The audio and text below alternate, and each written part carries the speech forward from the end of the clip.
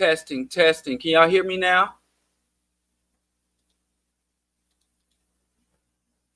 I just cut the music. Can y'all hear me? Word? It says that I'm up. Can you hear me, James? Yeah, I can hear you. Can you hear me? Okay. Yeah, I can hear you as well. Damn. All right. Yeah, I man. don't know. It's wild around here, man. Though the wind is blowing, I'm getting I know. weather notices about wind and so yeah, I'm getting alerts too. There's like a severe weather alert, and I might have to close this door over here. It's hot. It's a warm day, and then the sun just got blotted out. All that's happening where you at too? Yeah, man. Shit. You might can hear the wind blowing. The shit whistling in my, you know what I'm saying? Same here. Shit's moving. Yeah. Involuntary. I didn't know y'all got weather like that in the nice white areas. I know if it's bad where you live, I know I'm in trouble because I live this in the where hood. all the weather storms happen at out here. You're right. Y'all like to move out there in the hinterlands. You know, tornadoes happen out here. Hey, look, when I was living in Villa Park a few years ago, about 10, 15 years ago, man, I left the house going to pick my daughter up from school and come back. It's been a whole tornado, man. I ain't even know. Knocked all the trees down. Talking about on top of trees, all on top of houses and apartments and everything. Just, I'm like, man, yeah, it's wild out here, man. Is it though, man? Hey, y'all suburbanites. It's coyotes out here, foxes. Man, it's like, Wildlife USA out here. Speaking about wildlife, you heard that story that bird populations are dying all over the world? No, I haven't heard. You heard about the bees collapsing, right? I think I got wind of that. Well, 3 out of every 4 bird species out of the 500 species that have been studied in the survey are declining in population. And the scientists claim they don't really know why. And so, just speaking of that, you're talking about coyotes and stuff, animals trying to survive Western encroachment. So the birds are dying off. Yeah, the marine mammals are dying off. The bees are dying off. I think the ants are okay. They said there's like 20 quadrillion ants on the planet. So the ants seem to be doing all right, but I read up a lot on the I wonder how do they count ants, man? They do a survey. So they look at the average size of ant, the most average ant, and then they'll like get a square meter of land and calculate how many ants are on per square meters, and then they extrapolate that across the globe. Oh. So, they said there's like per every square meter of land, there's like 250 ants estimated across the land, excluding Antarctica. So I never even heard that word before. What kind of million is that? Quadrillion? Quadrillion? Yeah, that's like 200 billion.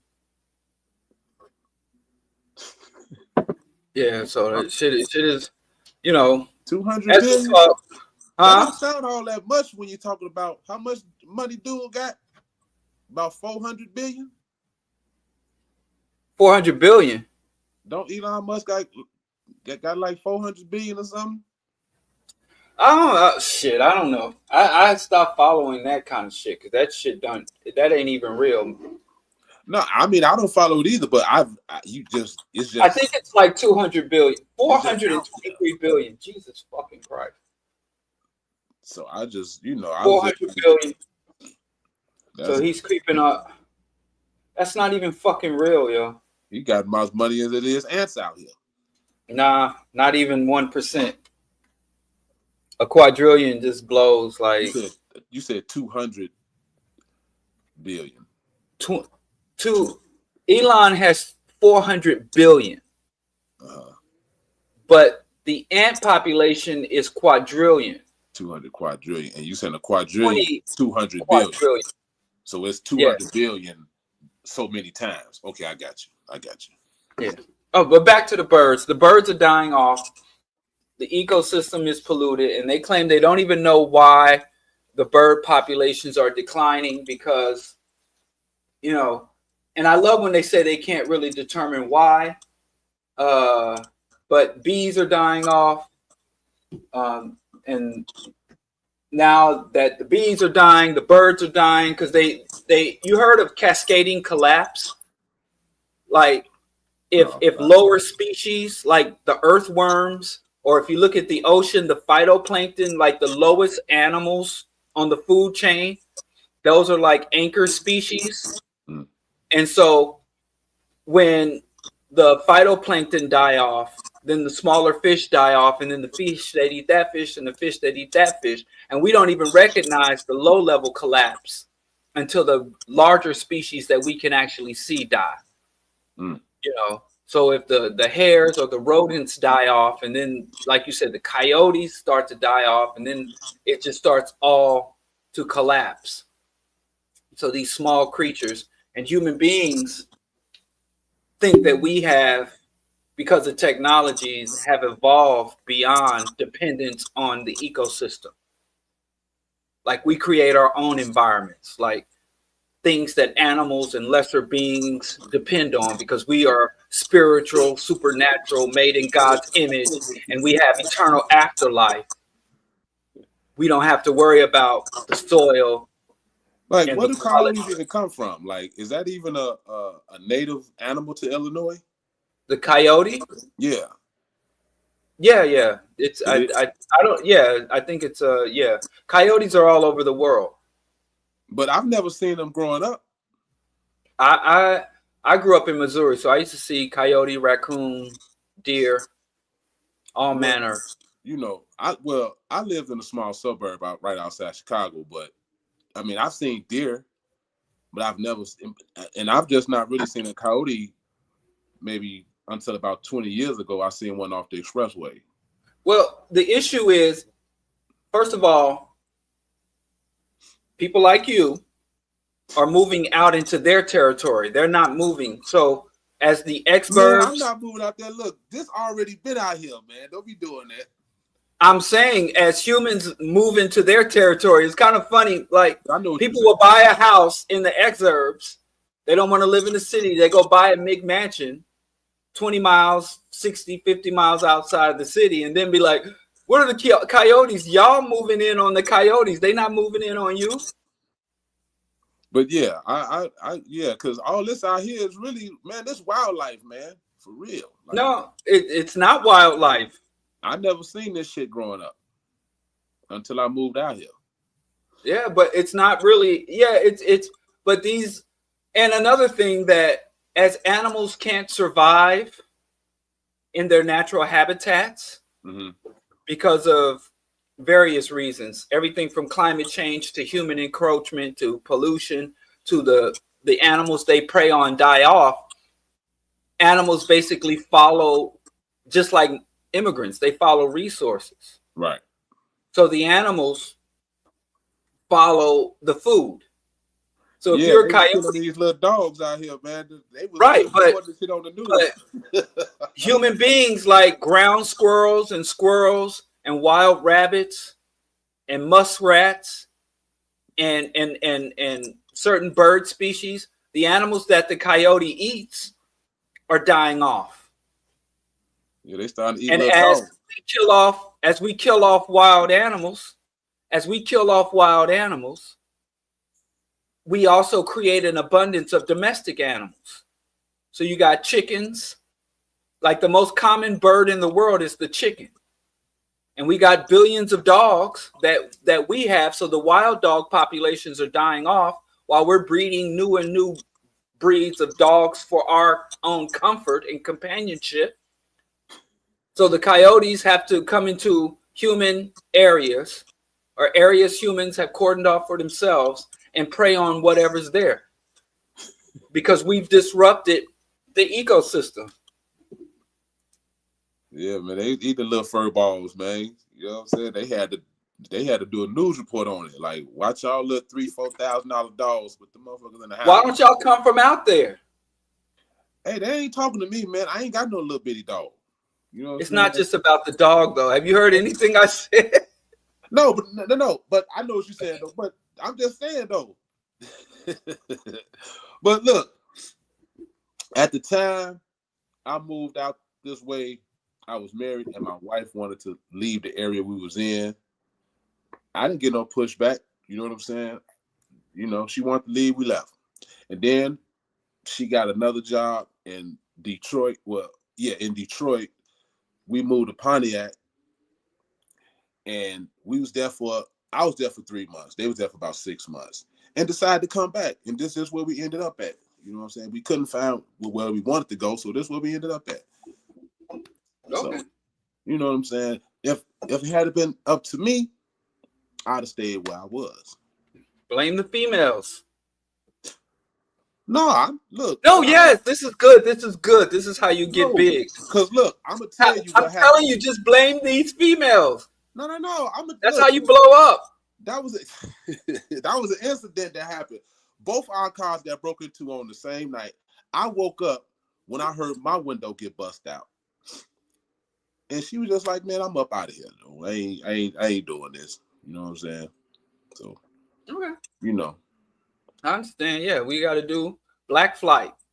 I was growing up, I used to hear a lot about white flight, and I'm like, why do we care? Like, I was more concerned about black flight, but that wasn't a thing.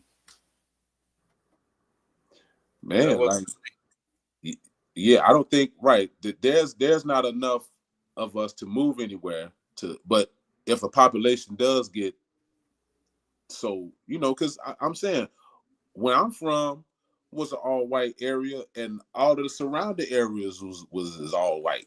You know what I'm saying? And then we coming from the west side, filled in those areas and pushed them west. And we on their heels.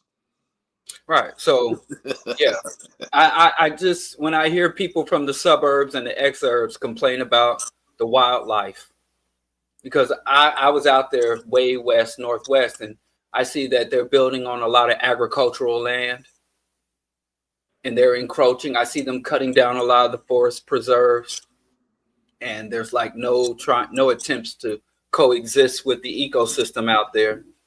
So, you know, man, they just building, and putting up as what they say, all these solar suburbs, man. All they doing is putting up boxes. You can't say that while you're out there, man.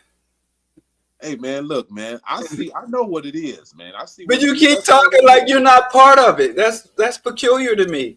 I'm part of it, but you know, this is just where I live. I live in America, man. This is America. Okay. You know what I'm saying? But where I'm at, Aurora look.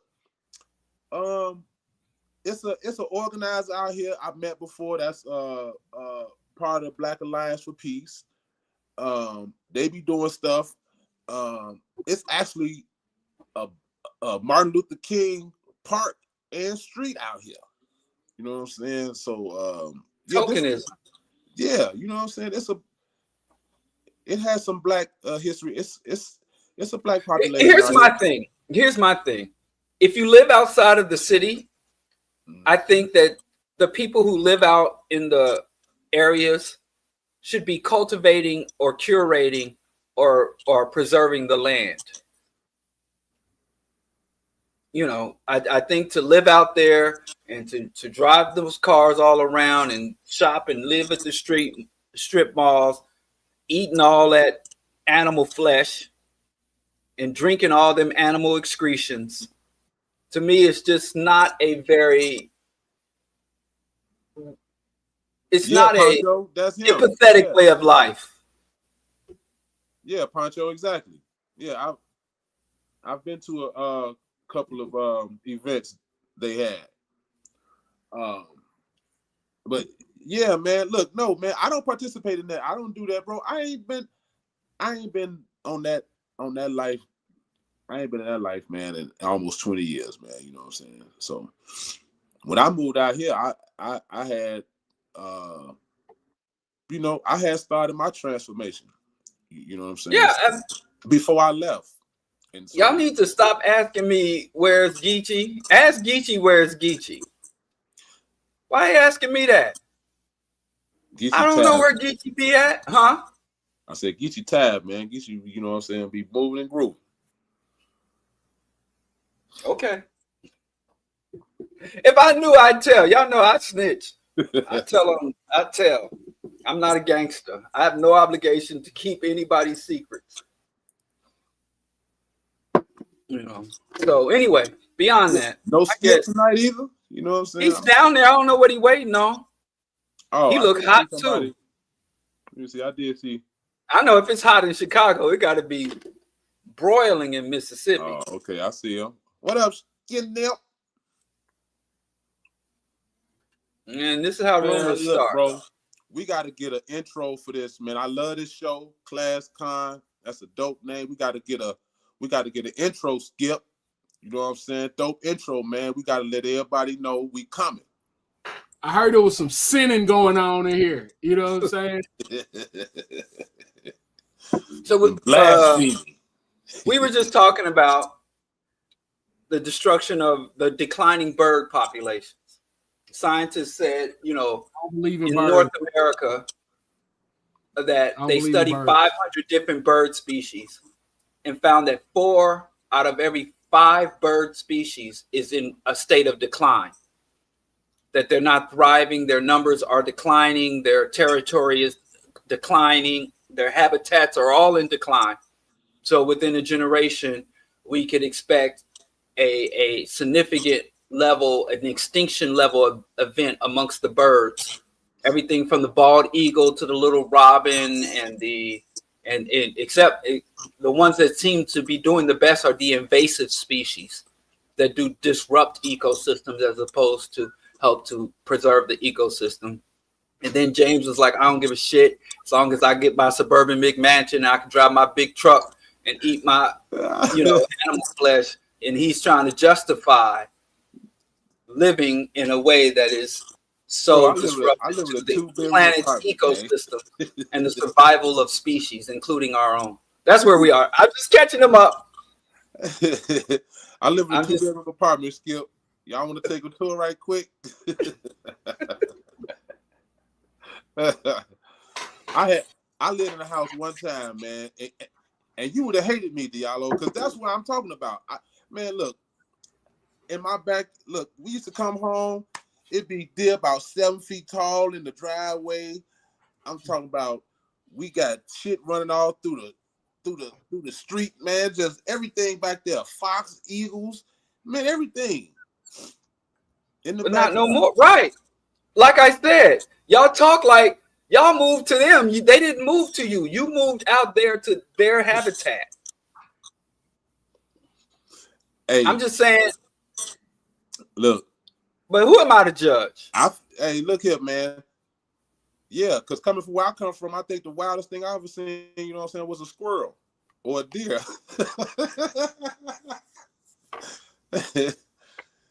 How you been, Skip? Man, soccer. I think you should say football. I'm with it. Going through the real parenting blues. You know what I'm saying? I'm almost done. I'm in the last stretch. I got one more year of this parenting bid. Yeah, man. And the nest is done. Yeah. Until that grandbaby come over there. That ain't no legal obligation whatsoever. I looked it up.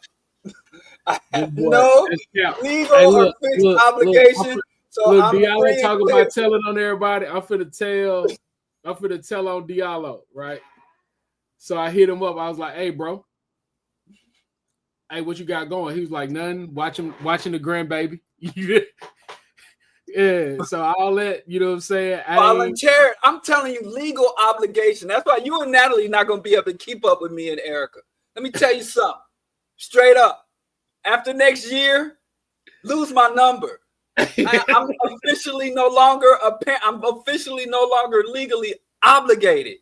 I'm about to go back to my old ways. I'm sorry, y'all. I might not even be conscious, pro-black, none of that shit. Cause I'm not a role model. I ain't got to set no standards. It's over for me. Hey, it's bro, over. I'm bid. If you This got a 18-year bid is over. Look, if you got a child in college, man, you ain't done. Let me tell you something. That's not.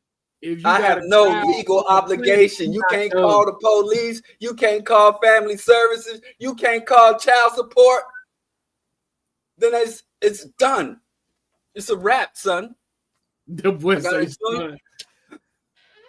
Yeah, so just that shit. I mean, just that, bro. Like, yeah, I'm sorry for you, bro.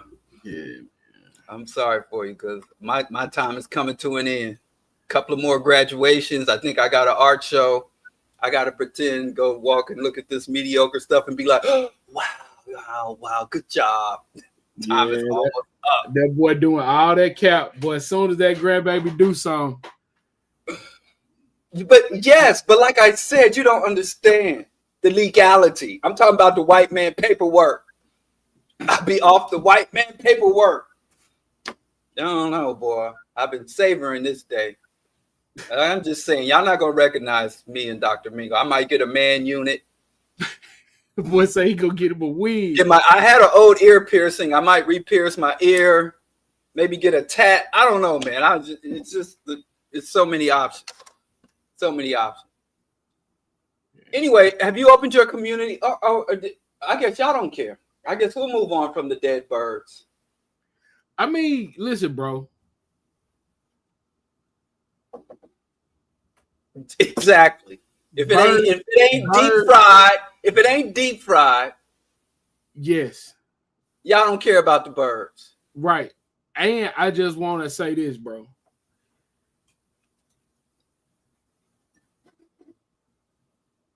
I think birds could be spy satellites.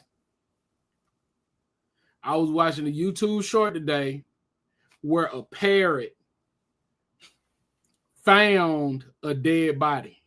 Well, not a dead body, an unconscious body. I don't know, man. I don't know. I need a compelling document to prove that birds don't go into the woods and charge themselves at night. You know what I'm saying? Maybe they solar powered. I don't know. It's interesting about that, though. That was a meme, birds aren't real, in order to mock people's adherence to conspiracy theories. There's people out here talking about chemtrails and reptilian overlords, Illuminati, fluoride is in the water in order to create mind control. So they were like, let's create an absurd conspiracy theory and then employ all of the same tactics that people who believe in conspiracy theories use. But we got to pick something so absurd that nobody could buy it, but we're going to push it. And people actually started really believing that whole birds aren't real. And there popped up independent communities and people out catching birds and harassing birds and shit. And there's that whole thing, what do you call it? Have you ever seen a baby pigeon? Like, I lived in New York for over a decade and I never saw a baby pigeon. But I always see adult pigeons only. So all I'm saying is, I don't know. I know for sure. Well, you ain't got to worry about it too long because the bird populations are dying off.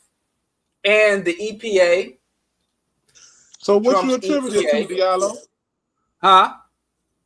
So what you attribute it to the bird? It's a number of converging factors, right? So the EPA is supposed to enforce environmental protection laws. And basically, the Trump administration fired many of the EPA inspectors, many of the scientists, and basically made the EPA defunct.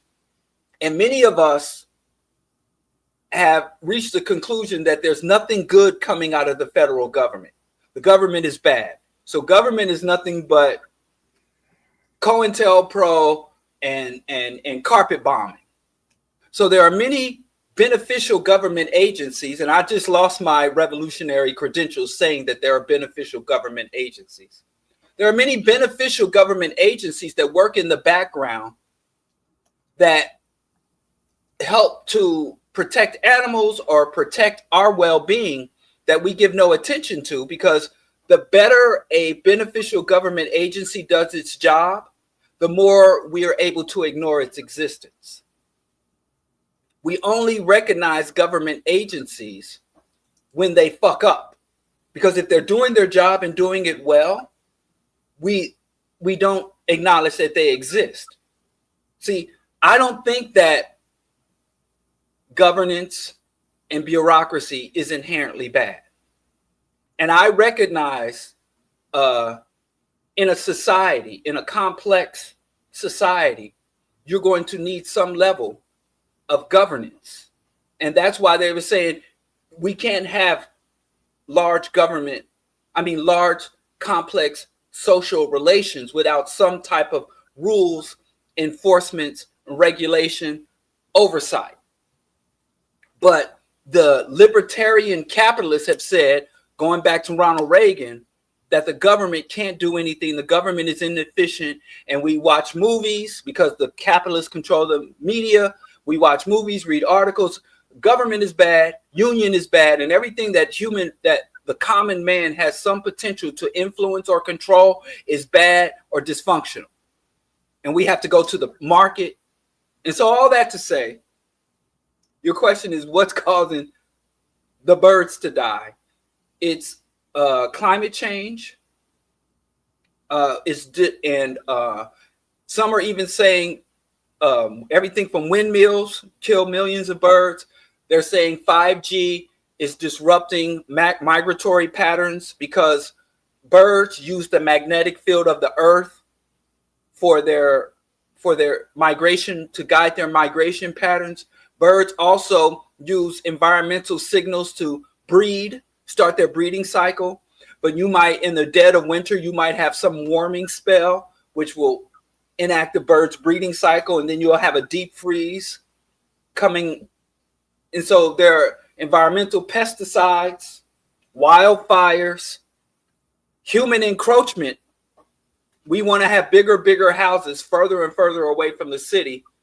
So first they built on all the farmland, consolidated the farms, and then built exurbs on the farmland. And then nobody wanted to live in the inner city, so they moved to the suburbs. And the people who lived in the suburb moved to the exurbs. And then the people who live in the exurbs move out to the country. And the people who live in the country move to the hinterland. And the people who live in the hinterland move to the mountains, And so more and more people with money that want to get away from other people. And the people who exploit other people the most have the best resources to get away from the very consequences of their exploitation. So all that to say, white folks, it's white people. Yeah, I got that was a roundabout way to say blame the white man. Yeah, environment, ecosystem is all jacked up. Yes. So the white man and his little his helpers, meat-eating black people. Yeah, they got some healthy old hawks out here, man.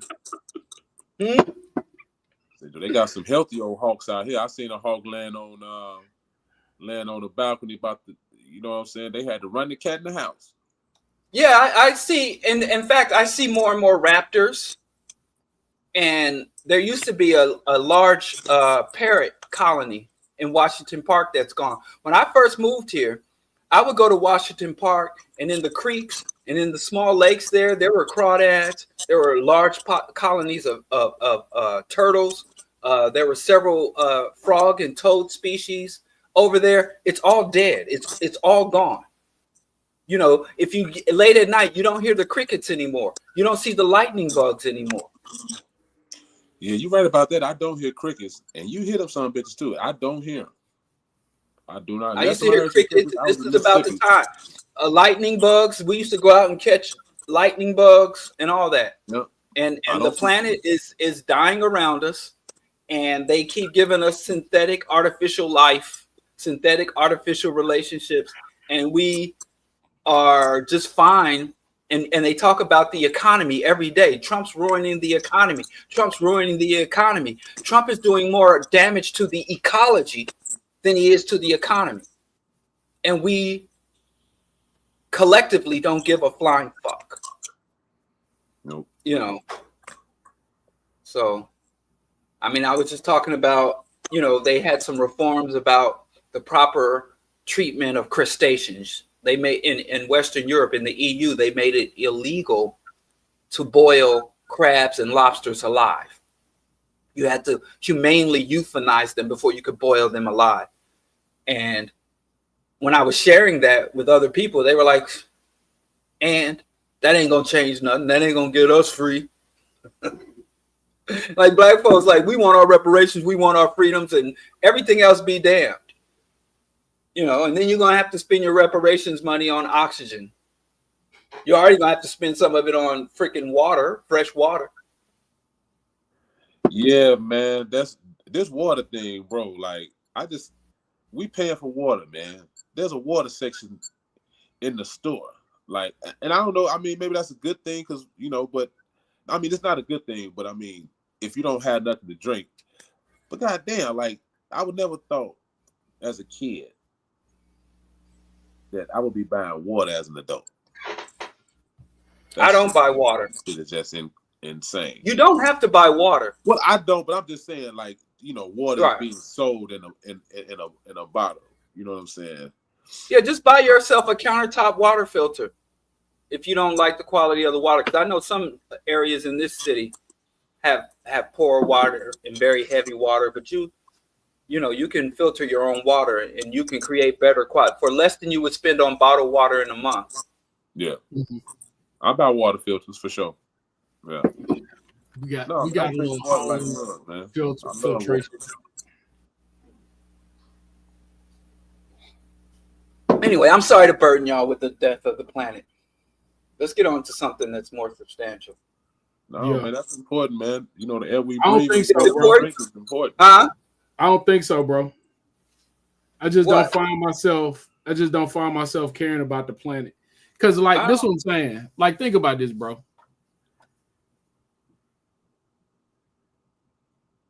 If the planet die, do our liberation matter? No. Our liberation isn't even possible. And our liberation isn't even relevant.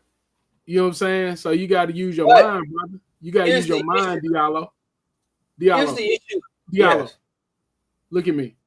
I'm looking. You got to use your mind, bro. That's what I'm using.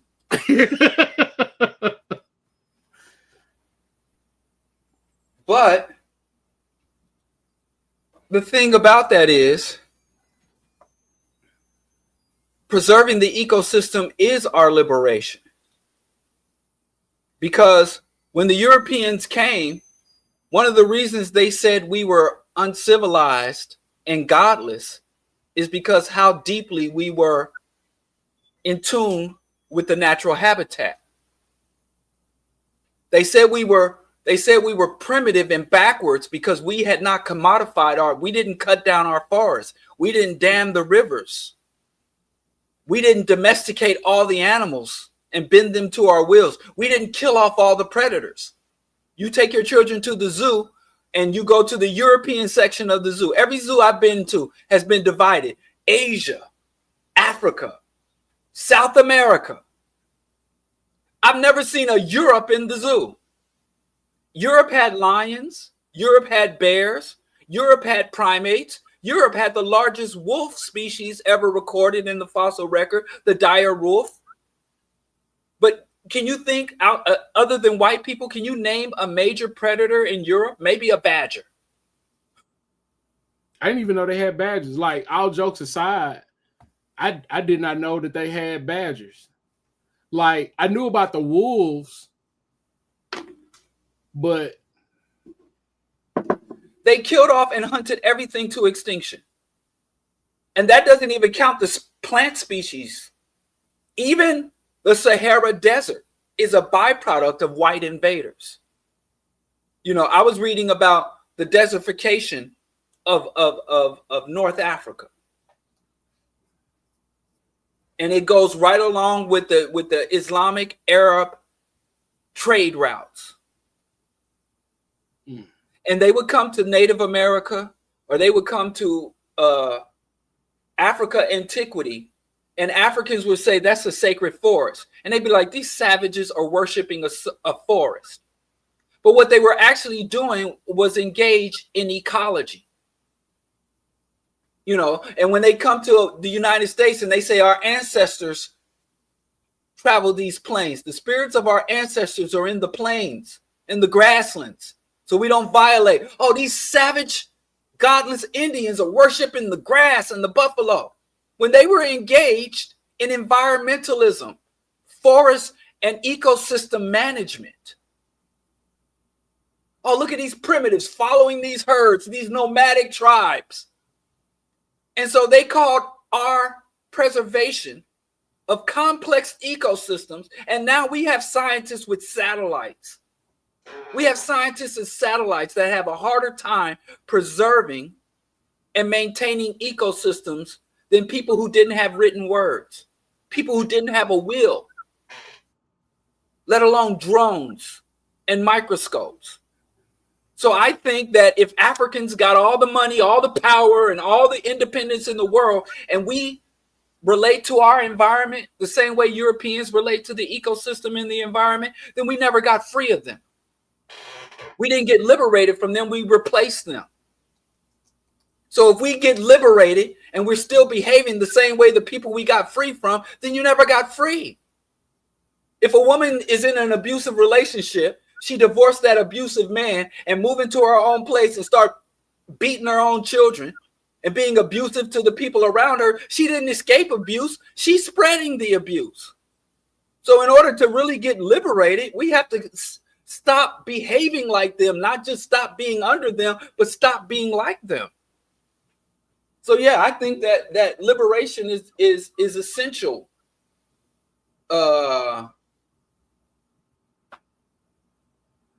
Is essential to, I mean, preserving ecosystems is liberation.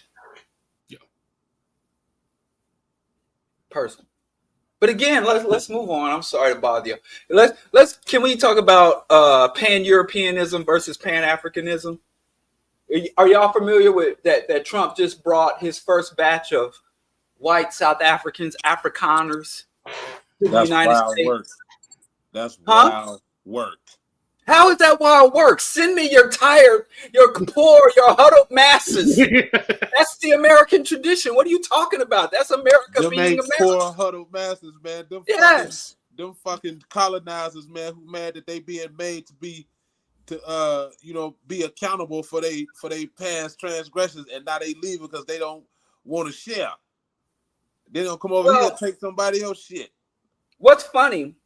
The white South Africans make up between 5 to 8% of the population, right? Mm-hmm. But they own 75% of the commercial and agricultural land. 8% of South Africa, 8% of the white folks own 75% of all of the agricultural and cultural and commercial property. That's not even counting their private homes. Their property, all the fucking gold they ripped from the land. That's just the land. That's just the soil. Nelly Mandela, one of the biggest Uncle Toms of the 20th century, Nelly Mandela, when he was voted for, the people came to him and said, we need land reform. His own ex-wife, when he came to him and said, you got to do the land reform. And Nelly was like, I think I'll just, I'll give up the nuke. I'll allow the British and the Israelis to come in and dismantle our nuke because we don't need a nuke. Now, under white rule, South Africa was a nuclear power. They had nuclear weapons under F.W. de Klerk, P.W. Botha. South Africa was the only African nation with nuclear weapons. And one of the first acts of after his election, old Nelly Mandela, Mandela, that I'm trying not to call him out his name. Because if I was a lesser man, I'd call Mandela a coon, handkerchief head, sellout, or whatever the South African equivalent, a bush hair, or whatever the South African equivalent of a coon is. If I was a lesser man, if I was a man that had less regard for the dead. But that coon called the British, called his former colonizers and said, can you come get this here weapon? I just don't know what to do with it, boss. That's not for me. In my backpack, my laptop backpack. I don't get no respect around here. People just think this is my time with my brothers. Anyway, so where was we? Oh, so these white folks are saying we're 8%, we have 75% of the land. And they're not taking the land. They're being compensated and they're negotiating. And they were like, these colored folks are coming here. The amount of wealth that they've accumulated. So, yeah. But anyway, tired, huddled masses.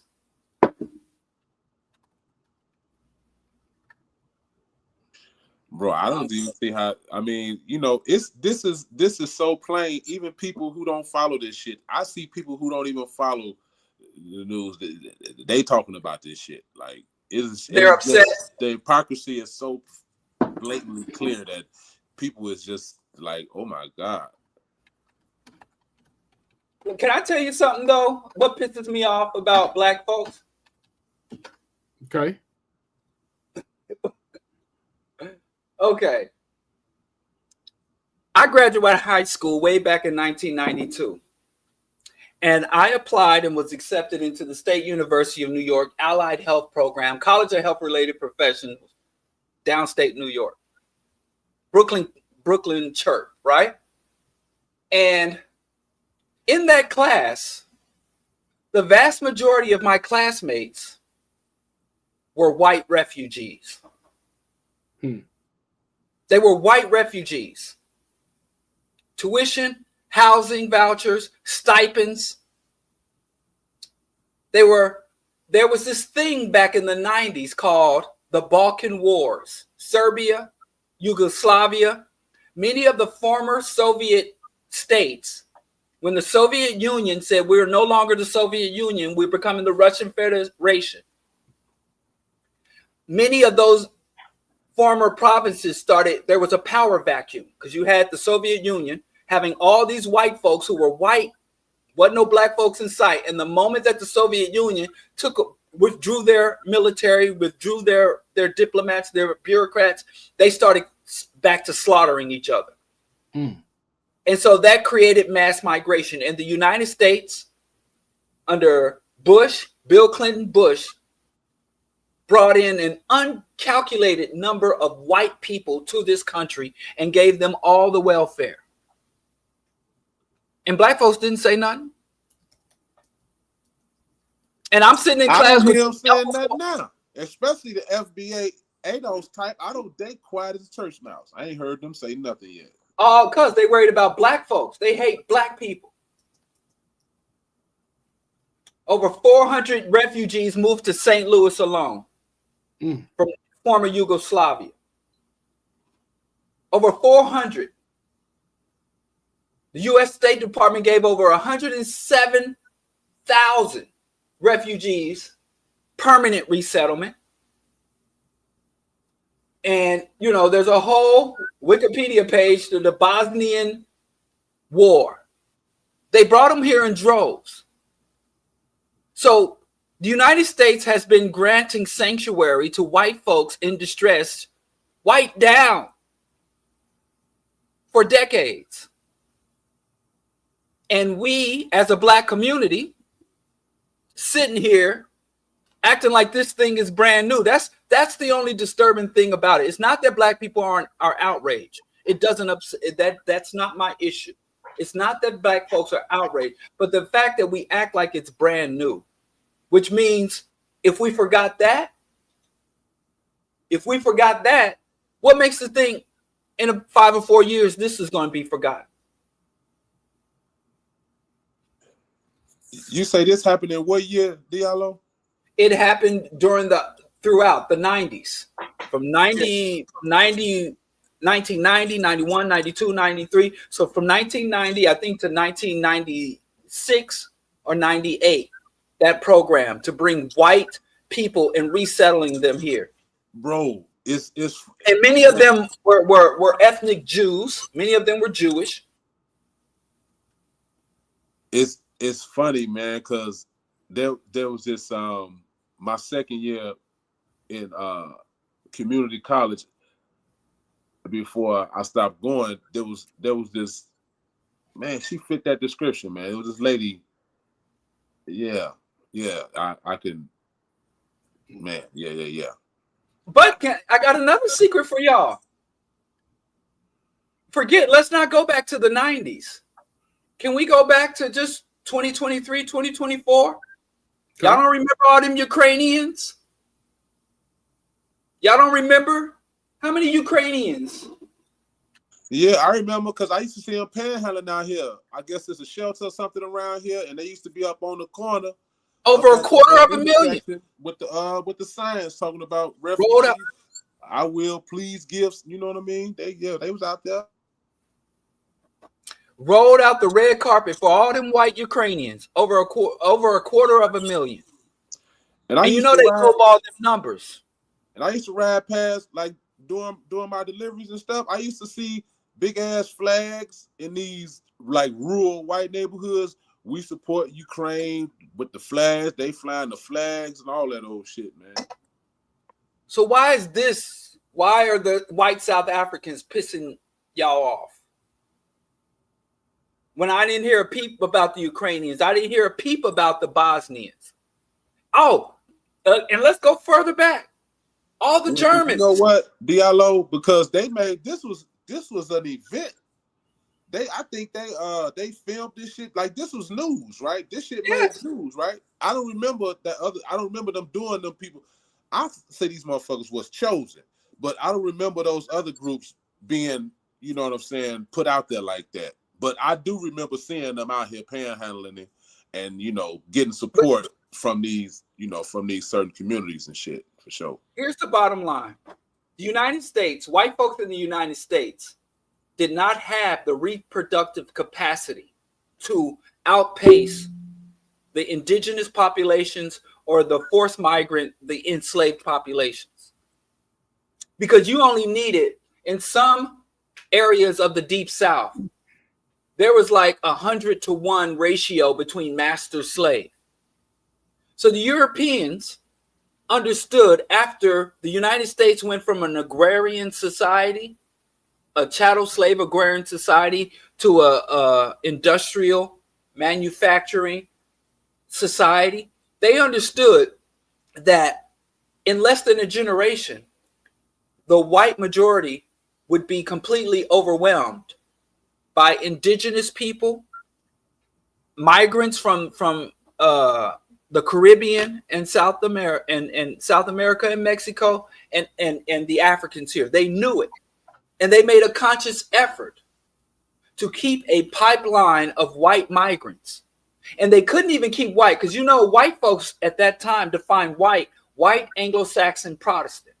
You had to be Protestant, and you had to be from the Nordic regions. Germans, French, UK, Scandinavians, Swedes. The Irish weren't white back then. The Italians weren't white back then. Catholics weren't. Right. Jewish people weren't white back then. So they were trying to get these Nordic people to migrate, the Dutch to migrate, and those white people were like, listen, why would we come to America? We got colonies all over the world. We rich. We're robbing Africa. We're robbing India. We got protectorates in the Middle East. We got colonies in Asia. So why would the British, the French, the Dutch, the Swedes, like, we don't have colonies, but we're bankers for all the colonizers. So they couldn't get the real white people to come, the white Anglo-Saxon Protestants, and the other Protestant Norwegian Nordic people. So then they were like, well, fuck, we can't get white people to migrate. We're going to be outnumbered. So then they said, let's make some new white folks. Let's redefine white folks.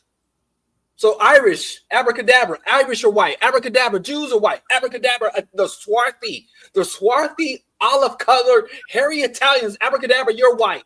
And guess what those white folks did? You think those white folks, the formerly non-white whites, were like, no, you called us white niggers, you didn't let us in the country, you hated us, you had all these ethnic slurs and said that and made fun and mocked our Catholic faith. Do you think any of them said, no, we won't accept membership into whiteness? We're going to unite with the indigenous. We're going to unite with the blacks because we went through some of the same thing they went through. What did they all say? Yes, please. Yes. Yes, and that's true. And I do want to add one thing as a Southerner. We didn't get that. And I think it's important to identify that part because I think it colors the rest of the way that the world interacts. Because, like, hearing this, like, I don't know where the resettlement communities would be in what I consider the South. I don't know any of those. And the people that speak Spanish here are rapidly beginning to understand that they don't have access to whiteness because they are really making it a more elite club. Like, we got Germans before the Civil War. Out of the Midwest, we got Germans that came down. Brittany, you my girl. I love you. You like my people, but Georgia not the South. North Carolina not the South. We not doing that. South Carolina not the South. Canadian border. Chicago is South, according to you in America, but like you're not there. But I think it just kind of highlights the way that those things are weaponized to give people in other places even more distance from African people, because there were opportunities for African people to move in a way that we couldn't move in other places. If that is enough of what I think to kind of add some direction to it. But yeah, I think Diallo is really spitting right here. Because the other piece is our experience is such that all the white people ain't necessarily white. And I don't know if it's that way anywhere else, because it's definitely that way here.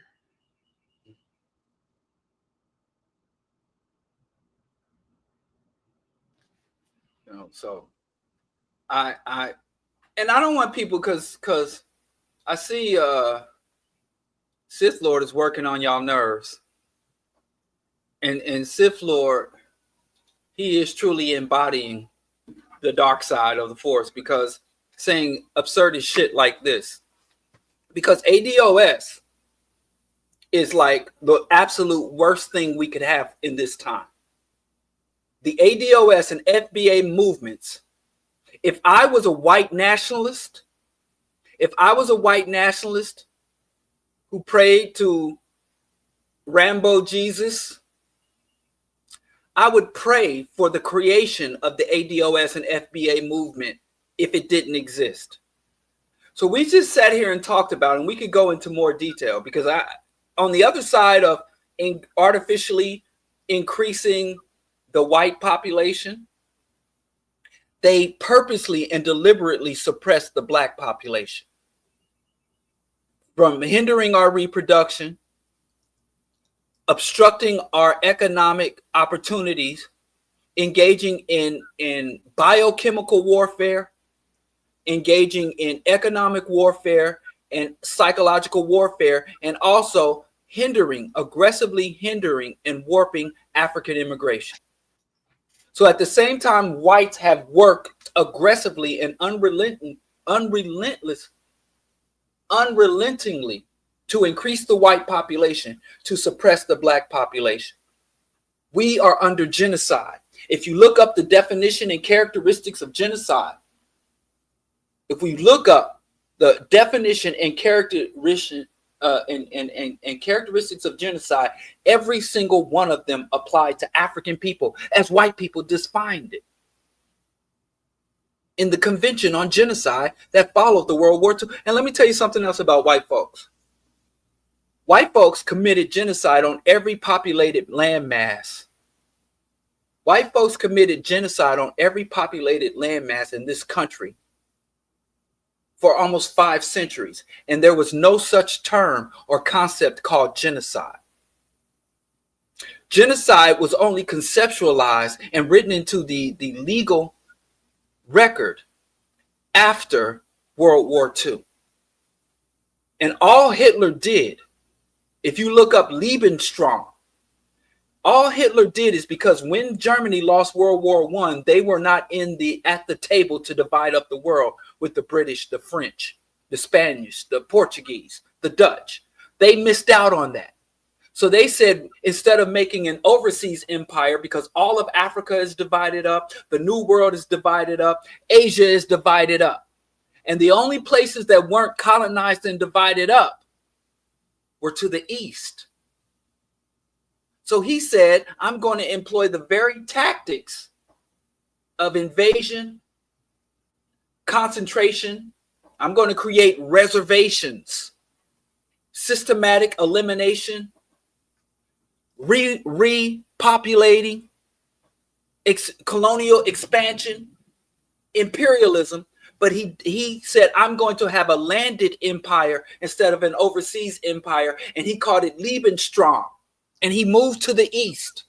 But the problem is, the people he carried out these tactics on happen to have the same melanin in this skin. They were white. Because if Hitler had carried out those same strategies and tactics against any other population, he would be just like King Leopold, erased from history, or be like Andrew Jackson and be on the money and have holidays. So Hitler turned inward what Europeans had been doing externally for centuries. And this is something that I really don't think we as a people, we've been in this country the longest, but we understand it the least. It just seems like African people just to know that, say, hey, if I'm a secure the bag and create generational wealth and have black love and be able to function and enjoy the NBA and NFL, if I am to function as a human being, I can't hold these understandings. I can't. I could hear it in the background. I could come across it. But for an African to really hold and comprehend where we are and what we've been through and where we're going, I don't think most African people could function in society with that understanding. Because I think really understanding what we're talking about here would render many of our ambitions, our beliefs, our goals as individuals or as a community or as family units, make them irrelevant or silly. Like going through examining what the average Orthodox Jewish family in Berlin was doing 2 weeks before Hitler came to power. Sitting amongst themselves, talking about what they want to do, what they want to achieve, what they want to accomplish, what school they wanted their children to go to. Or the average Iroquois, the average Lakota, sitting in around the communal fire, talking about next season's harvest or next season's hunting parties as the European ships were coming on the coast. We don't look at that part of history. Like just on the precipice, just before the day shit fucking falls out.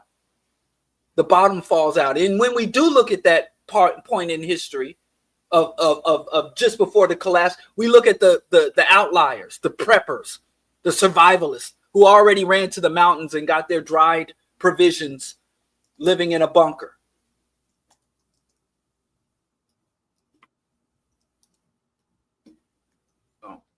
But anyway, I completely lost. But I want to talk about how ADOS is the worst thing. At the very time, ADOS. Hold on. That's what I'm saying.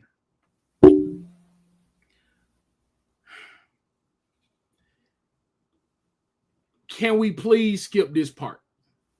And this is why. This is a genuine ask. This is why. Because then Buddy gonna want to come on and talk. And I'm absolutely uninterested in North Carolina is not the South. So I'm absolutely uninterested in the argument of us fighting each other when the issue is clearly what the issue is.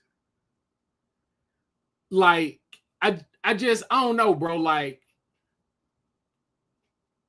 and the answer could be no. The answer could be no. This is not me asking for that. I just don't want us to spend any time talking about people that we're not going to have a real conversation with. You see what I'm saying? And you can disagree. And if you disagree, you know what I'm saying? I'm just here as a guest. If you disagree, you disagree. But I just kind of don't. It don't get there for me. You know what I'm saying? And the answer could be no, we need to talk about it because of, and that, you know what I'm saying? I just don't.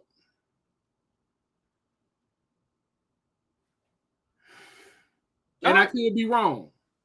Yeah, I have to say, I would not have I don't break bread with, I don't strategize with, I don't sympathize with, I don't converse with race traders. Mm-hmm. So I don't think that ADOS and FBA should be debated. I don't think that they should be in dialogue with the larger community. Right. I think they should be attacked, subverted, mocked, and eventually rendered irrelevant. Right. And because of the lies that they tell and the empty promises that they make, it plays on the vulnerability of the Black masses, just like prosperity gospel. So prosperity politics with a vein of divisive anti-African and with a vein of Afro-fascist, Black fascist, isolationist to it, I do think we do a detriment allowing that to fester. You know, there's a cancer. There are several cancers in our community, and you don't want to converse with the cancer. You want to encapsulate and remove the cancer. And I'll leave it at that. We can move on because we do have other stuff to cover. But yeah, that's how I was going to make my analogy too, Diallo. We got to get rid of the cancer. So yeah, let's move on. Yeah, I mean, and this is what I want to make sure everybody here. I don't agree with him. I'm not talking about Diallo. I do not agree with most of the ADOS logic. Like I don't really get it. It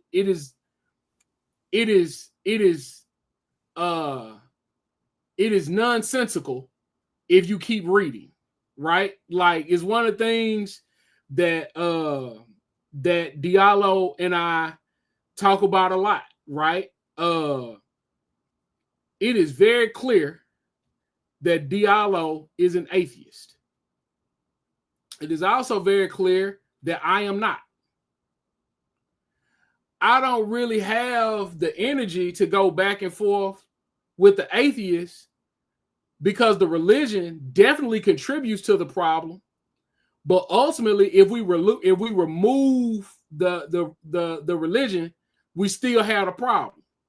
If we remove the ADOS, we still have a problem. And I recognize they're a problem, but I don't see how us calling them names and yelling at them and mocking them when we have time to push our own agenda is helpful. But because I think what Diallo is, go ahead. But to me, that's akin to saying there's a predator in our community, but I'm strong enough to fight him off. Therefore, I don't have to worry about it. There are a lot of black people vulnerable to the ADOS. Every day, they're expanding their influence and recruiting more of our people. Yes, but are the people that are vulnerable to them in our chat watching our show right now? We can't know. There's no way to know. So if we don't know, how about what we do is keep teaching what we believe in and highlight the points without ever addressing them. And when they do something that puts themselves in front of us and there's a position that we can take, we argue that position, not necessarily arguing with these people. Because ultimately, if they keep reading, they're going to end at Pan-Africanism anyway. That's the only logical solution. If they keep reading, go ahead. But you're saying, wait, they've already asserted that Pan-Africanism is dead. Right. The co-founder of the ADOS movement said that Pan-Africanism is dead. Yes. The founder of the FBA movement has said that I mean, I don't know where to start with the shit that's been said, but he said that black women were offering up pussy during slavery. So black women had an easier time during slavery than African men did because they could give up some pussy and black men didn't have that option. Yep. They've already attacked us. They're calling our Haitian, Jamaican, Trinidadian, Nigerian, they're calling them tethers. They're dehumanizing African people who lack citizenship status. Yes. So the assault has already been carried out. I don't think we can wait for them. What I want to say is this. Yes, nothing you said is untrue. However, if you remove all the Haitians, you're not any closer to freedom than you were with the Haitians. So as long as they keep making these nonsensical arguments and jumping around, as long as people keep reading, they arrive at, oh, we in this shit together. Like, that is what makes it so easy for me to work with you and be in community with you. Because if I'm fighting the atheists, I'm losing energy that I need to be fighting the capitalists. If I'm fighting the Muslim as a Christian, I'm wasting energy that I need to be using to fight the capitalists. As you said earlier in this, preserving the ecosystem is key.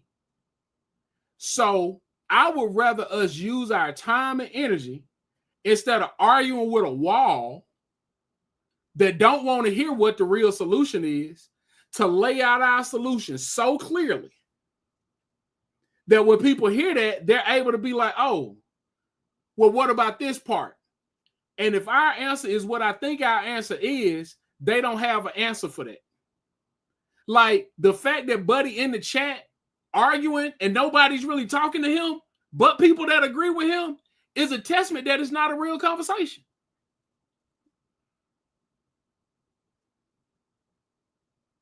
As a Christian, I believe one of the greatest tools of the devil is wasting time. I'm not going to waste my time arguing with people about something that is not. No. Let's use our time to talk about what we want to see and what we want to build. And again, in community, when they come up to you and they got this thing to say, we can teach or we can disengage. But ultimately, we're not going to win anybody over by making a mockery. Here it is. My mentor, Celie McGinnis, says, art without intention is spectacle. If all we doing is arguing with fools on the internet, we look like fools arguing on the internet. We got to be teaching our business. We got to be standing on what we about, not getting into it with folks, because it's a waste of our time. Because again, where are these people other than on the internet? I truly wish I could say, listen, I agree with you. Mm-hmm. But every single atrocity known to man, every single grand injustice, every single sustained institution or system of oppression has had an entrenched and sustained propaganda arm. Misinformation, miseducation, where you said nonsense. Nonsense is powerful and effective. Powerful and effective. And there are black men who've been in jail 3-4 decades and counting as a byproduct of the media influence from the blaxploitation films to the gangster rap era. And the physical infrastructure that promotes and pushes the algorithm is powerful. It's not an accident that the people that are misinforming and feeding the delusions and dysfunctions of our people are literally being flown across the globe, that are touring West Africa. They're showing up in the Caribbean. That's not by accident. Trump is a lie machine. Trump is an idiotic liar. Hitler was an idiot. Nobody respected Hitler. And many people says ignore them. Or we're just going to tell the people the truth. If the truth the truth is probably, it's good to have. It's good for our identity and ego.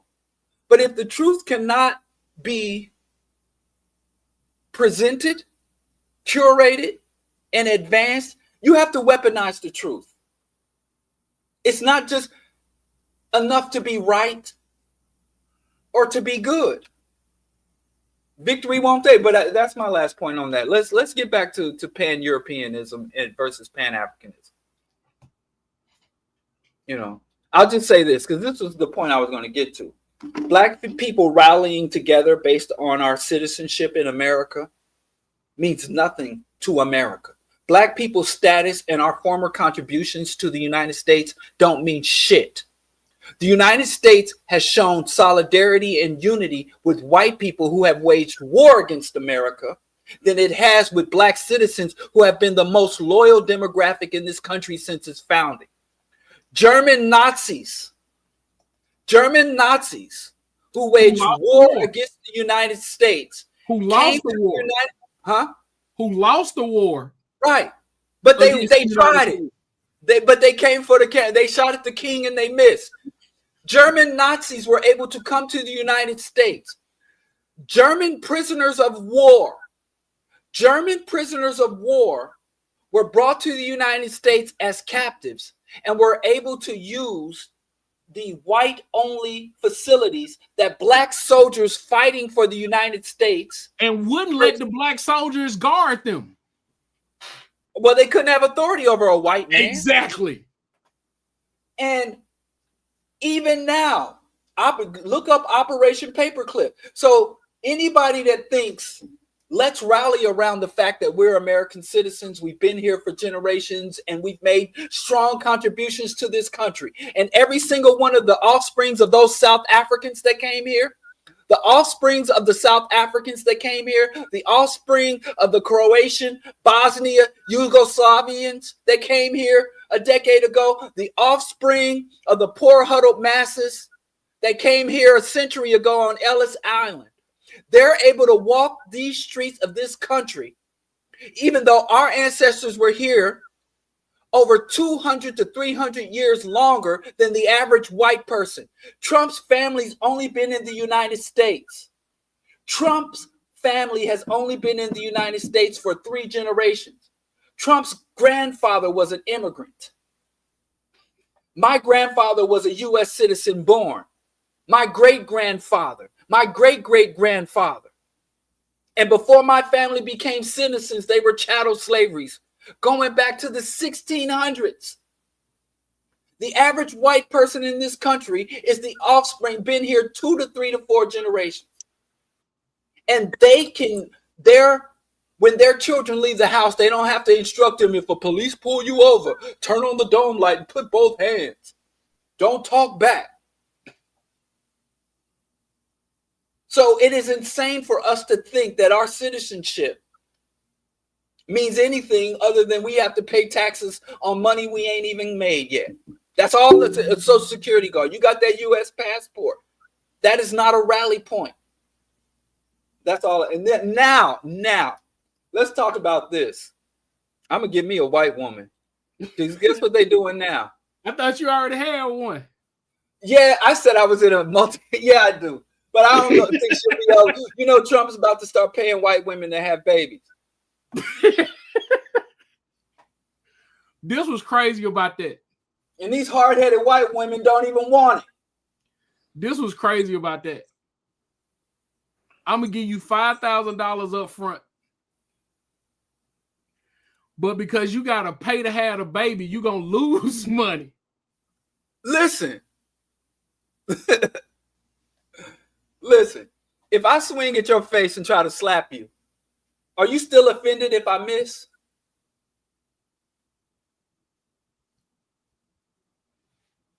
If you swing at my face and miss, not only am I offended that you attempted to swing at me, you tried, but the fact that you missed, Lord have mercy, bless his soul. So yes, I'm definitely gonna try to take you down through there. White women are rejecting Trump's attempt, but it's a slap in the face. It's a slap in the face. First, they were like, we're going to remove their ability to abort. And white women were like, fine. If we can't abort them, we just ain't going to lay up with these white boys. We'll just shut it all down. And now he's like, okay, fine, let me bribe you. But the fact is, the fact that the government is doing in the open what it used to do in secret. And it's funny that a lot of smart black folks, a lot of conscious, studied, lettered black folks think, well, they've always done this, and don't understand that when something goes from overt to covert, that's a societal shift. That's a societal shift. So once it goes from covert to overt, that means that's a societal shift as well. Yes. And you have to define, what does it mean? Why are they doing in the light what they used to do in the dark? Is that a decrease in our power and status? Is it in it? Because we understand when they talk about war, and they have different types of war. They have a cold war, they have proxy war, and then they have conditions within war, which is called an escalation of war. So you might have a war that's about fighting over territory, a specific plot of land, like India and Pakistan are fighting over Kashmir. But then the war can escalate. Now it's gone from being a war over a disputed territory to being a holy war. Now you got the Hindus lynching Muslims throughout India. And then the Muslims are putting the Hindus under surveillance and more overt. So you have an escalation in the conflict, an expansion of the goals. So you can go from like, oh, we're just fighting to defend our border. We're fighting to expand our border. We're fighting to overthrow the regime that attacked us. We're fighting to exterminate them. That's an escalation. But if you say, well, oh, we always been at war with them, and you still thinking and operating on the border dispute when it's a war of extermination, and you got the same response to both, and you don't even acknowledge the extermination because we've been at war forever. It don't matter. That kind of bothers me that so many conscious, oh, the Democrats, Republicans, it don't make no difference. Oh, Biden, oh, Obama did it too. Obama, this isn't an escalation, an extreme and overt escalation, and they're testing the water. And as they escalate and go from covert to overt, there's no escalation in our response, which emboldens them. And as Del Jones said, 90% of warfare is cultural. So if you can change the culture, change the tone, change the dialogue, change the standards of what is acceptable, then you can intensify or complete the mission. And simply knowing who's right and knowing who's wrong and being hip to the game don't mean shit if you don't have an intensified strategy and tactics of resistance.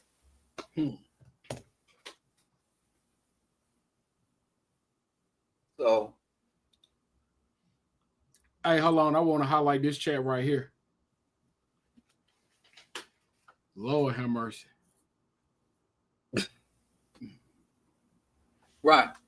Yeah, here's what you'll notice about a lot of these black people is like, I don't care. And it really bothered me that black folks think that we are exempt from organized opposition to the Trump administration because we didn't vote for him. You know, when I think that we should have organized opposition against every presidential administration, whether we voted them in or not. Even if I voted for Obama in his first term, not his second. I drank the Kool-Aid once. And less than 24 hours after his inauguration, I was engaged in my first anti-Obama protest.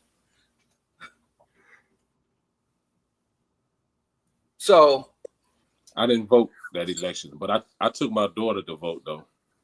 I think she voted. That's peculiar. Huh? I only voted. It's not my fault though. I got it. It's not my fault I voted because I said Obama's election will be a catastrophe. And the leaders of my organization sat me down and talked to me till 3-4 in the morning and said, not only do I have to stop my anti-Obama rhetoric and take down the anti-Obama posters in my restaurant, they told me I need to go ahead and throw that vote in as an exercise in organizational solidarity and organizational discipline. So I did it. Bro, I was just getting my ear then, and I had just got wind of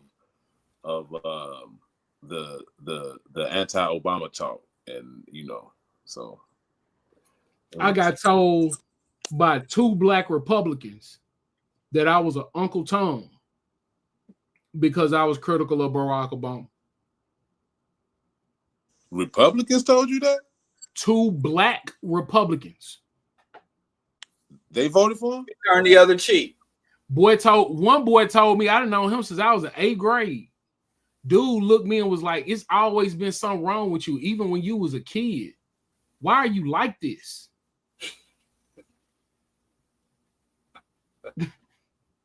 If he known you that long, he might have some insight. You might want to heed the words. He was holding that shit in, goddamn. Look, boy had wanted to say that to me. You know what I'm saying? Can we open up for questions? Let's do it, man. You know what I'm saying? I'm gonna start this off with my Brittany. You know what I'm saying? Here we go. Okay. 1. What time is it in Atlanta? Eastern Standard Time. Foundational. East Coast. It is the same time in North Carolina as it is in Brooklyn. You can't be in the South if your clock is the same time as it is in Brooklyn. Word to Pimp C. Number 2. One of y'all always bring this up. They were in the Confederacy. This don't have nothing to do with white people. Don't tell me what white people did as proof on the same side as me. You're not. Number 3. Where did your family go to? Did your family go to Gary, Indiana? Or did your family go to Philadelphia, Pennsylvania? Did your family go to New York? Our trains didn't even go that way. We all ended up in the same place. Chicago, St. Louis, Gary, Indiana. Why? Because those were places, Cleveland, all places that we could easily navigate to from where we were. Straight up 55, 57. Y'all food ain't even the same as ours. Y'all use vinegar-based hot sauce, mustard-based hot sauce. We don't do that.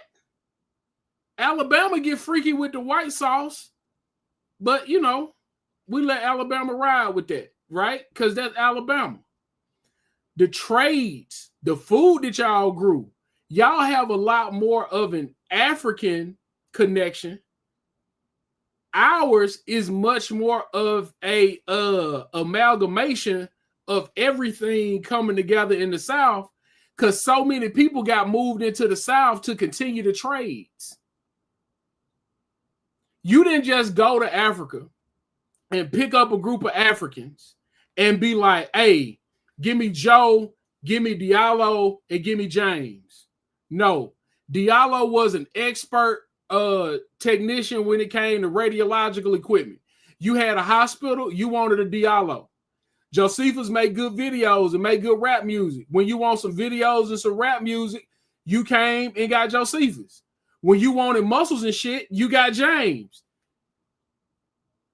It don't work that way. Like what we have going on here and what y'all got going on over there is not the same. People that my family came in through South Carolina, that was a port. So no, like y'all not like us. It ain't not, and we still black. But y'all not in the South. Y'all south of New York.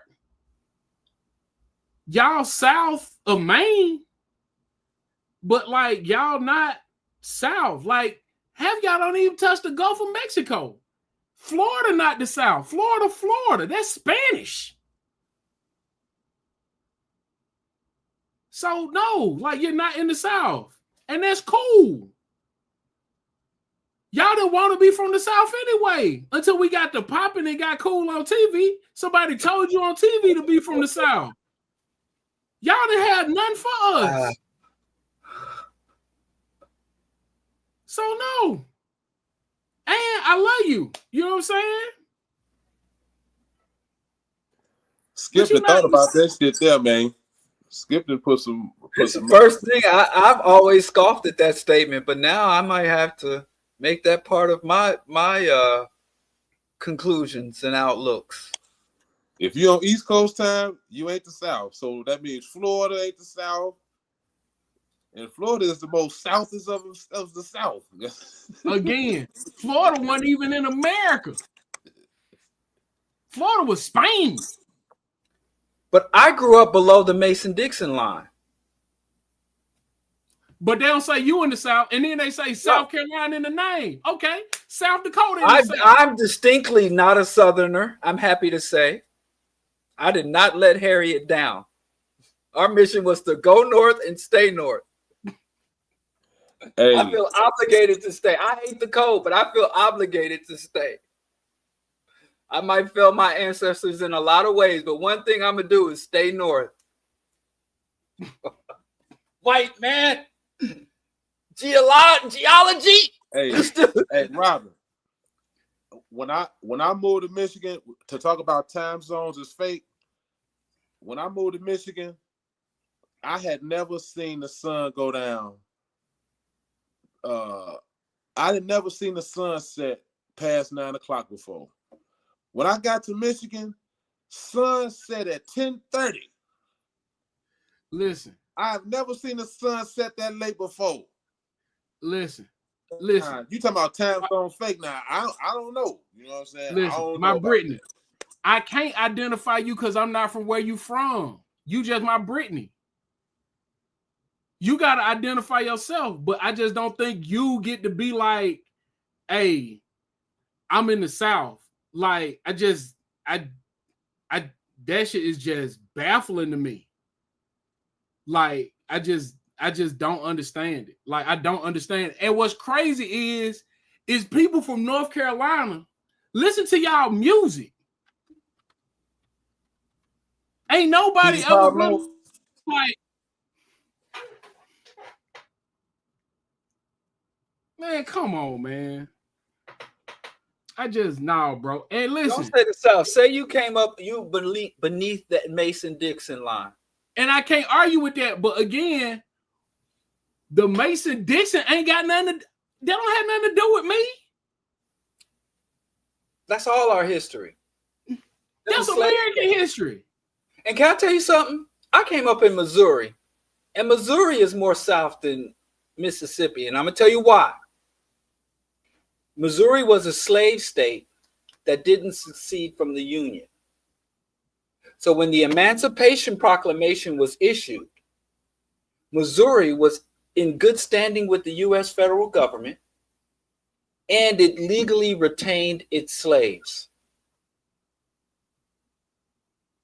He only said that states that were in open rebellion against the federal government had to surrender their human chattel. So when it comes to the history of slavery and the history of chattel slavery and the history of the Civil War, you don't get more blacker and more black history and black tragedy than Missouri. In Missouri, when the city council voted in to change one of the boulevards to Martin Luther King Drive, the black community started a petition to remove Dr. King's name from the street, because Dr. King was too black and too militant for the black population of Missouri. So I don't know about the South, but Missouri may not be in the South, but Missouri is stuck in the past. And when the NAACP issued its first warning in almost 50 years, a travel warning because of rampant and open racism. It wasn't Mississippi, wasn't no Louisiana, wasn't Bama, wasn't Arkansas, it was Missouri. The heart of America. That's when I was growing up. They say you live in the heart of America. So y'all live in America's, I don't know, spleen, the spleen of America. Hey, listen, we are the large intestine of America. I didn't want to say the bowels of America because I know you love the South, so I didn't want to say that. I tried to say a more respectable organ. Man, listen, boy. But y'all don't want me to go into Missouri's history. Listen, man. Because everybody trip off the South, but the Midwest is what really keeps all this madness afloat. All the power. You saw that TV series Ozarks? Yeah. The kind of power politics. I heard that shit. It was good too. Let me tell you something. The Midwest is where, because the West Coast, hippies, New York, snooty, Southern, laid back. It's the Midwest. Is the nerve cell of Western imperialism. But y'all don't hear me though, because it's boring there. There's nothing going on there. So white folks can do they dirt in peace. And this was crazy. The fact that people be like Atlanta the South, let me know that you don't be in Atlanta. I don't understand the appeal of Atlanta. Since we starting interstate wars, we starting interstate beef. That's the worst place I've ever been in this country. And I've been to most places in this here country. Okay. Oh, now we got a real question, Diallo, right here. Damn it. Yeah, that's How crazy. does one educate young Africans genuinely interested in the struggle but have been indoctrinated to forgive and forget, combined with the low racial esteem? How can we truly de-evangelize? First of all, there's a contradiction in this question. Because you said they're genuinely interested in the struggle but indoctrinated to forgive and forget. I don't know how one can do that either. That I don't know how if someone can hold both of those positions, they need therapy, not education.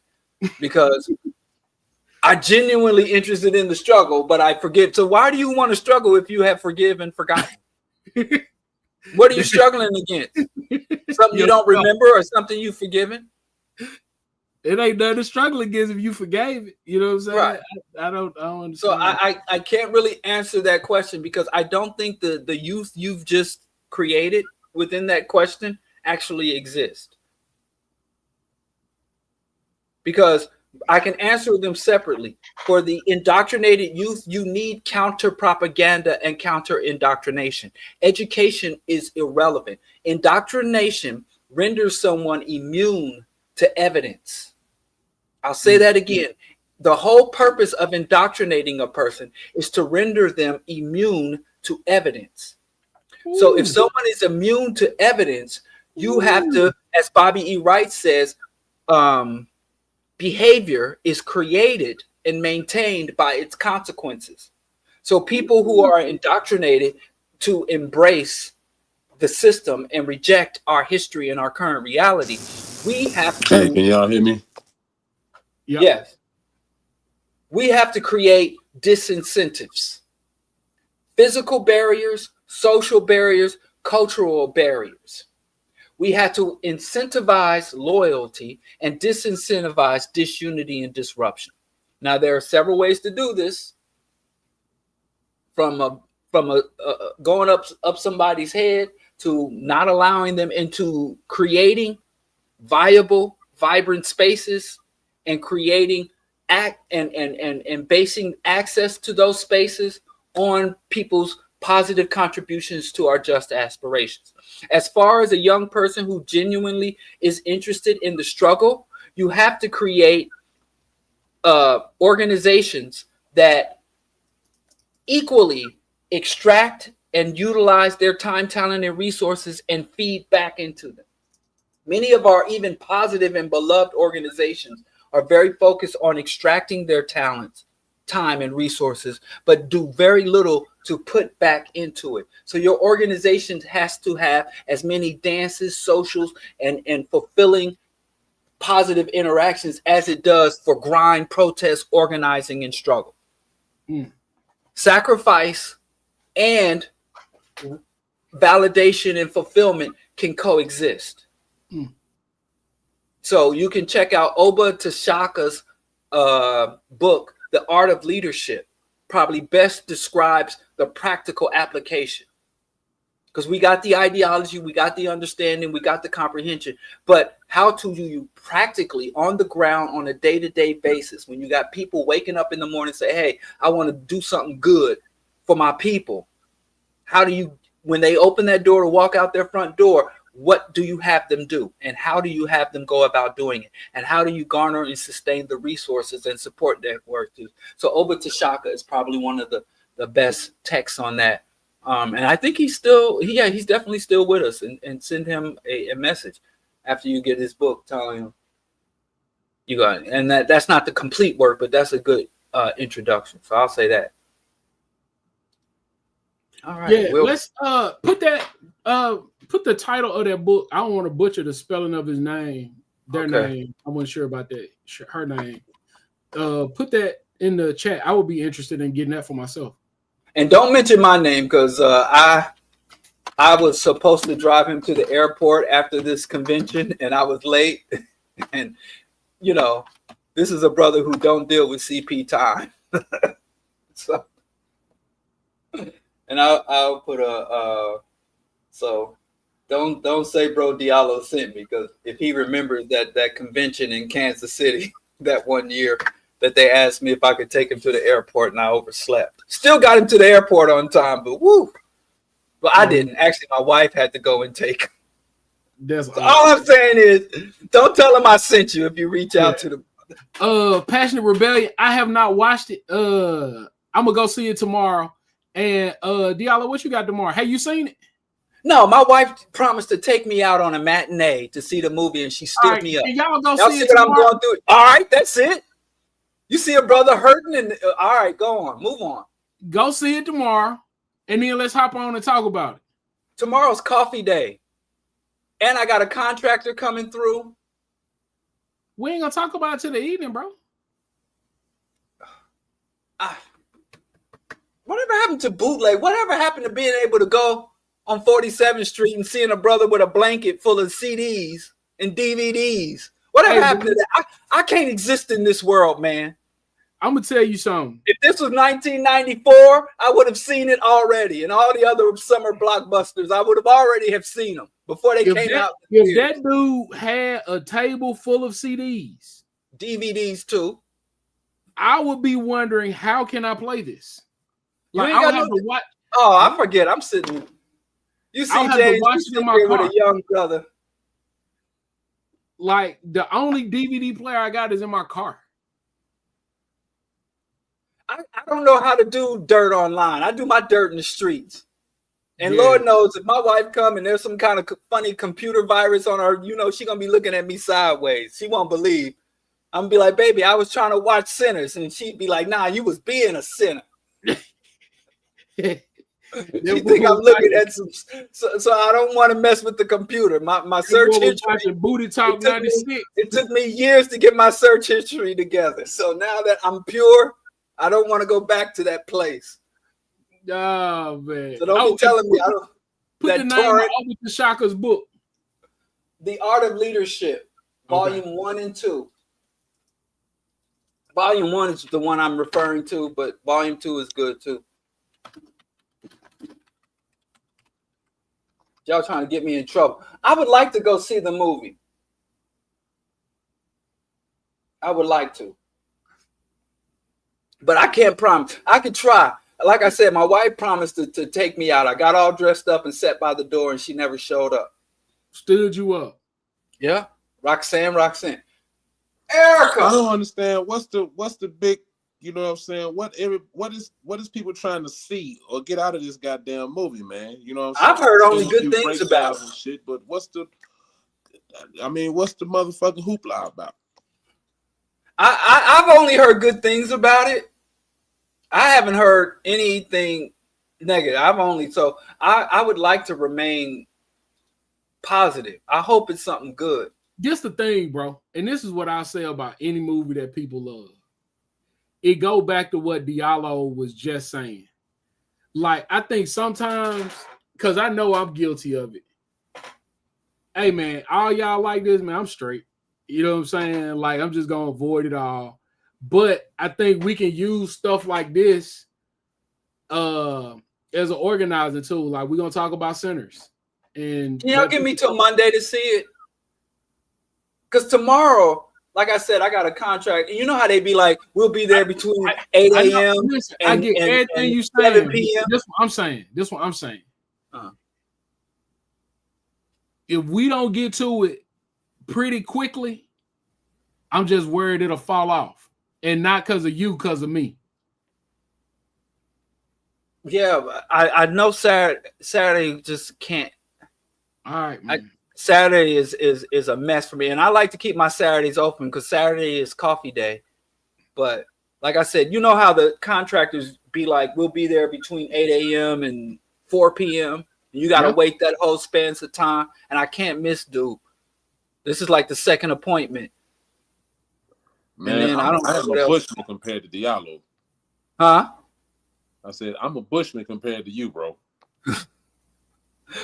I don't even know what you do. How is that so? Diallo is such a cultured human being, man. He have coffee on Saturdays. He set Saturday aside for coffee, goddammit. Yeah, well, it's my oat milk latte. I only get coffee twice a week, so I like to maintain those days. And it's like a ritual the way we make our coffee. Skip had it. Yeah, it's delicious. It ain't no street coffee. This is like hand pressed, ground. Like, man, the coffee day is all I got, man. I'm a man of very few pleasures. That tea was good, though, but I ain't had none of that coffee, man. I need some of that coffee if it's like that. I can try to see it by Monday. All tomorrow, I just know. Go see it, bro. Go see it. Can we schedule Monday? Okay, I should be now. See, Monday and Tuesday, I got a foundation visit on Tuesday, so I'm sure we'll be going to dinner. So that locked me out for that. And then Wednesday. Yeah, when we already on the show. Okay, I think that'll work because I don't have I got soccer trials in the morning and I don't have nothing else. And listen, it don't matter if we late, we late. If we play, if it's off the radar, it's off the radar. But Wednesday. So Okay. so wait, so y'all going to see this movie to do a breakdown on it? Yeah. Yeah. Okay. So which means I gotta watch the shit. You coming? Is he welcome to Rational Radicals on Wednesday, Skip? Yeah. I know how you. Okay, you saying yeah on camera, but don't text me later. Skip don't even be in Rational Radicals. oh, man, it's all the shots, man. Listen, let's get off the air. Let's leave in peace. Let's leave in harmony. No, Skip my man though, Charlie. See that? Who you trying to convince? Listen. That's wild. Anyway, I guess that's it. So we'll no, well, look, no, I asked that because I guess I'm saying if somebody send a link or somebody said it's somewhere for free or somewhere I can see it online or somewhere, man. You not gonna put money in these black millionaires' pockets? Man, look, I'm not. No, I don't even know if I got time to go see this shit. Like on a Saturday night or Friday, like I don't. Well, we got till Wednesday. I'm gonna see what if I you can. got to do, bro? I don't get on off Tuesday, work man. I work from 6 a.m. to 4, which means I'm up at 5 a.m. I'm up at 4:30, and I'm off at 4:30. Okay. So I'm just saying, like after 4:30, I'm not gonna go to the movie, man. I'm gonna go home. I think that's an exceptional amount of time to go see a movie. Like I don't go to movies. It ain't because somebody talking about we don't want to see a black. I ain't been to the movies since before quarantine. Movies come to me now.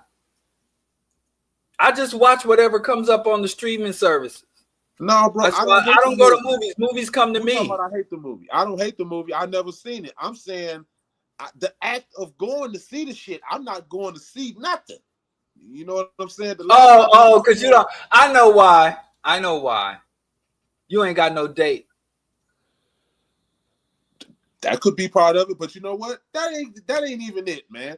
Bro, if you need somebody from the chat to go on a date with you, bro, just ask the chat. Like that's what it is. Just be like, hey man, we really want y'all. We really want anybody in Chicago that want to take James to the movie. Don't even do it. Look at Brittany. I don't need no help. You want to come with us? You want a third wheel with us, James? Y'all you want to come with me and Erica? Oh my God! Yeah. I am broke. You ain't lying. James, you want to come with us? You can come with us, but you can't sit with us. Oh my God! I tell you, we'll go to the movie together. You got to sit away from us inside when we're out, and then we'll leave together. We'll arrive and leave together. We just won't sit together. Those are my terms. Go find that lady that was at Shayun's show. She already turned you down. She did? Or are you talking about the sister with the short crop hair, or the sister with the big afro? Huh? With the fro. I thought she already. I thought you hollered and she said no, thank you. With the fro. I don't know her, but I know the other girl. But now I can't say nothing to the other girl because you talking about this girl. No, it was only one. It was only one lady that I saw. Well, other than the lady that danced for Shayun, I mean, I wasn't trying to holler at her. She's halfway back to Nigeria, man. Yeah, I would. You know what I'm saying? I just don't passport, bro. Don't go passport, bro. On me. I just want to see her dance. First of all, she's famous. Second of all, she's already back there. So no, we got to get somebody local. But no, man, I don't need no help, man. And you did. The act of doing it. Yeah, I don't want to go sit in the theater because I'm gonna fall asleep. Wasting money. All right, so it's an open invitation. Somebody send the link in the comments, goddammit, and I'll watch it from there. To a dating site. No, man, I don't do no dating. Look, Tinder. I don't do dating sites. I'm gonna pull up on you and holler at you in your face. All right. Well, the invitation stands. Shout out to Brittany for the go to the movie fund, and shout out to Passion Rebellion for the go to the movie fund. You know what I'm saying? Appreciate y'all. Yeah. Y'all So real. we definitely see it. So Wednesday, this channel, this space, we're gonna chop it up about sinners, and I'm gonna keep positive. I've heard only good things about it. I know I'm the hater innovator. I love to hate on stuff, but I'm going in here with an optimistic point of view because some people I really respect has said it's an excellent masterpiece of a movie. So I ain't seen a masterpiece black movie since The Spook Who Sat by the Door. So I'm really looking forward to this. Yeah, buddy. I heard both ends of reviews and up through the middle. I heard it was trash, and I heard it was excellent. I'm going in optimistic. Well, you know, hey, I'm going in optimistic. You want to close us out, Skip? Hey, man, thank you. God of our ancestors, God of our grandmothers, God of their grandmothers, God of their grandmothers. Thank you. Thank you for our health. Thank you for our safety. Thank you for people that love us and people that we love. Thank you for family. Thank you for connection. Thank you for the willingness to do the next right thing. Amen. Ashe. All right, until next time, brothers. Right on to the real. All right. Don't end us. Just don't end us. All right, peace, everybody. Thanks for everybody tuning in. Until next time. Peace.